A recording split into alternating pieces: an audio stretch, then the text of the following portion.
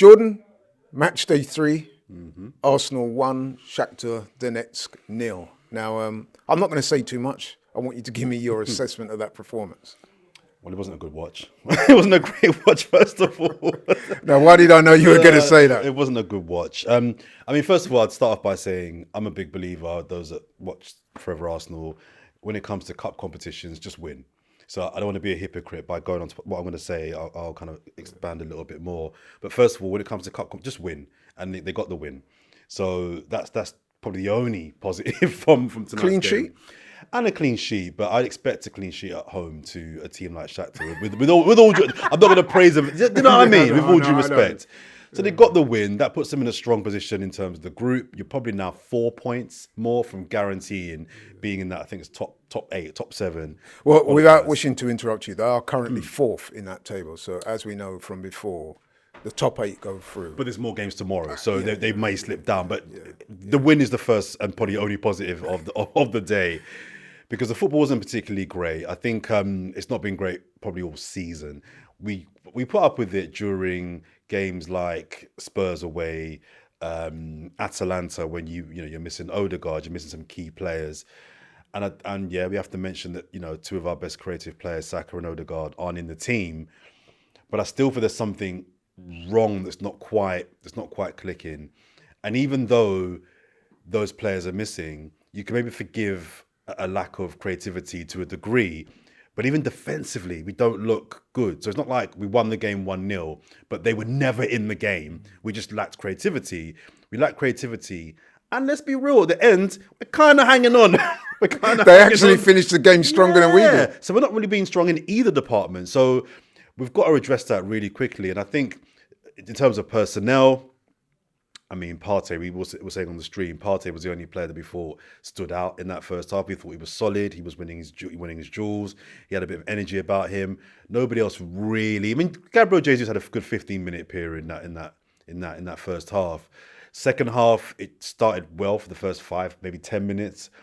After that, it fell off. And I think I don't know what's going on there, because something feels disjointed.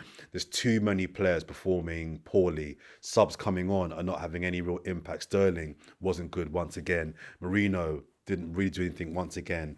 So the fact that no one's really playing well, I think we have to look at Mikel Arteta now. And people that know me again know that Mikel's my guy. I rate him high and I praise him when it's justified. I can vouch for that. This man is a firm, staunch Mikel Arteta. I'm a big supporter of his, but at the end of the day, when things go wrong, you've got to call it out as well. And I think that players' responsibility, take it, of course, but he's got to do something to fix this. What can he do? I think he's got to set on a team that the balance is right. The balance doesn't feel right in midfield. Declan Rice hasn't got going yet this season. For me, he's not been poor, but he's not really got going yet. Partey's been playing really good, but something just feels disjointed in the midfield. And I think I can't put my finger on what that is, but he's got to work it out, because we've got a big game on the weekend. But something just doesn't quite. It's just not clicking at the moment. I think the front line as well. Havertz was busy but didn't do anything today. Martinelli was better, but still not at the levels that I expect as far as I'm concerned. The goal was fortunate. And on the right, it was Gabi Jesus. Again, first 15 minutes, lively, turns, he looked good. After that, he got subbed. He's the captain. Do you know what I mean? And that kind of says it all for me. So there's too many individual players that aren't performing, but the balance doesn't also seem quite gelling. And I think that's something that Mikel Arteta's got to address ASAP. I would agree with most of that. I thought Arsenal got off to a decent start. And they did create some chances. And when we got the goal, I honestly thought we were going to go on and really stick it on them, but we didn't. There was a period in the game, I think it was around about 60 minutes or so, where it just went completely flat. And I was hoping that the manager would make substitutions a bit earlier, because it looked like the game was crying out for them. So what did you think about it? Do you think the in-game management could have been better? Maybe, but I just feel just going back to my earlier point, I think there's just something that's not clicking. And I don't know if it's an in-game management thing. I don't know if it's just the individual players are just on poor form thing. I don't quite know what that thing is, but he's got to work it out really quickly. And again, the concerning thing for me is that both sides of our game aren't looking good. We're not playing really good defensively, we look solid there, but blunt up front, or we're scoring goals, but we're leaking at the back. It's like both ends right now aren't looking really good. And going into a big game on the weekend, that's a worry for me. Yeah, you kind of preempted my question there. I was saying, based on what you've seen tonight and the game against Bournemouth, how confident or not are you for the game against Liverpool on Sunday, which, let's face it, is now a massive, massive game? It is a massive game. I wouldn't say that I am confident, but I'm not as fearful as I think many people will be, because I do believe the fan base will play a massive role on Sunday. They'll be up for it. It's the latter game on Sunday. I think the fans will be warmed up. They'll be really wanting to kind of get that game, because they know the fans is a big game. I think that will have an impact on the match. I think the players must know, and if they don't, the manager's got to let them know. If you lose this game, you're in a really, really big problem, because then you'll play, I think you're then potentially 7 points behind Liverpool. That's not good. That is really not good. Even a draw, not terminal, but it's not great. So he's got to let the players know this is the game you've got to be up for. There's concerns about personnel. We don't know if Calafiore is going to make the game. Don't know what happened with Ben White at halftime, that an injury or just a tactical sub. We know that Saka's a doubt. We know that Timber's a doubt. And we know that our Odegaard isn't going to be there. So there's key players that are going to be at best maybes, if not in the case of Odegaard, not going to be there. So the players have got to step it up now, because this is a real, real big test. Liverpool are going to come there. They're going to stick it on us. But we've got to make sure that we start well in that game. No stupid red cards, no stupid early goals. Start the game as we started today's game. The only difference is we've got to be more clinical when they do get those openings. So there were a few openings. No obvious clear cut, but there were openings. When those come, and we can create those, I think we just got to take them. Saka's massive for me, though. If Saka starts, I think we win the game. If Saka's not fit and doesn't start, I'm concerned about if we can get the 3 points for sure.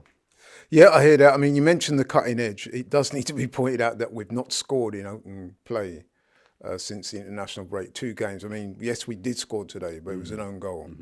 We've also missed a penalty. And you said yourself, we created chances, we're not taking them. It's obviously a concern. Would you like to see anyone else come in?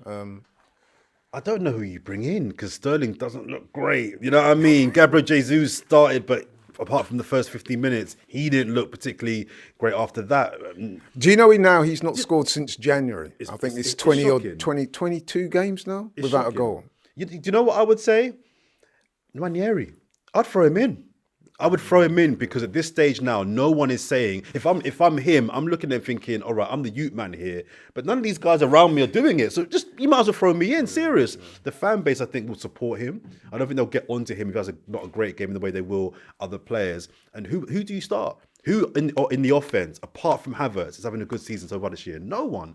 I'm starting Nwaneri, so I'd throw him in and see, because I think we've got plenty to lose, but in terms of the attacking options, he's the one for me that I think might be the unknown. I think he'll be up for it, and I think he'll be lively. So I'm starting Nwaneri on the weekend. Okay, and just to end on a positive note, because I know we've been a bit doom and gloom. We don't wish to be, but give me something positive from tonight, other than the fact that we won. I did my first stream for AFTV. That was a positive. I enjoyed that. No, that was always going to be a plus. What is that? No, I'm going to push you now. Give me something positive that you saw that gives you confidence for the game against Liverpool on Sunday. There's not much, bro. Injuries there, poor performance, a penalty miss. What was a positive? Things can only get better. Things can only get better. I think Lewis Skelly. I think him getting some more minutes. I think he was a positive. He when he came on, he got involved. He didn't hide. I'm clutching here. That's probably the only positive I can take from it. Sorry, okay, John. Thanks very much.